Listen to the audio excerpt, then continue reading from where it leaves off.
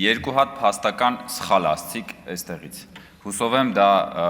միտումնավոր չեք ասել, այլ պատահաբար է ստացվել։ Առաջինը, որևէ մեկը չի ասել, որ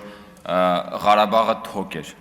Ասվել է Ղարաբաղի հարցն էր թոք, Հայաստանի վզին։ Դրանք շատ տարբեր բաներ են եւ այդ Ղարաբաղի հարցը թոք սարքելու ամենակարևոր ուրեմն գործող անձանցից մեկը եղել է ձեր ղեկավարը Ռոբերտ Քոչարյանը։ Ընդ որում, ումից որ այսօր ուրեմն դատախազությունը ապօրինի գույքի բռնագանձման մասին օրենքով պահանջվող հայցագինը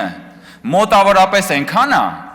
ինչքան որ հիմա պետությունը վարկ է վերցնում Ղարաբաղից տեղահանվածների բնակարանային խնդիրներն ապահովելու համար։ Պետությունը 250 միլիոն վարկ է վերցնում, որ Ղարաբաղից տեղահանվածների բնակարանային հարցերը լուծի։ Ռոբերտ Քոչարյանից ապօրինի գույքով մենակ հաստատված հայցագինը կազմում է $200 միլիոն։ Ղարաբաղից մեկ այլ, բայց ոչ բռնի տեղահանված Ռոբերտ Քոչարյանի, որը եկել է ու այստեղ դարել է դոլարային մուլտիմիլիոնատեր։ Բա մի հատ դրա մասին էլ խոսացեք, կամ ասում եք, բանը, ես ասեցի, ասում եք, պարոն Կոնջյանն ասեց, որ այնտեղ հեղաշրջում եղավ։ Ես այդպես չասեցի, ասեցի հեղաշրջում արեցիք, պարոն Խաչատրյան, եւ ձեր պատասխանատվության կտորը մի հանեք իմ խոսքից, որ գալիս եք եւ մեջբերում եք կառավարության ծրագիրը, այդ պահն էլ ֆիքսեք, որ դուք գնացիք եւ այնտեղ հեղաշրջում արեցիք, հետո լուծարեցիք Ղարաբաղը։ Հիմա էլ ասում եք, որ այդ հեղաշրջում արվողը դեմ չէր դրան։ Այսինքն դեմ չէիք, որ լուծարեիք հետո։ Սրա մասին եք խոսում։ Դուք ուրիշ բան ասեք, դուք ուրիշ բանի մասին խոսացեք, ո՞նց է ստացվել, որ Ռոբերտ Քոչարյանից պահանջում են մոտավորապես այնքան փող, ինչքան որ պետությունը վարկ է վերցնում, որ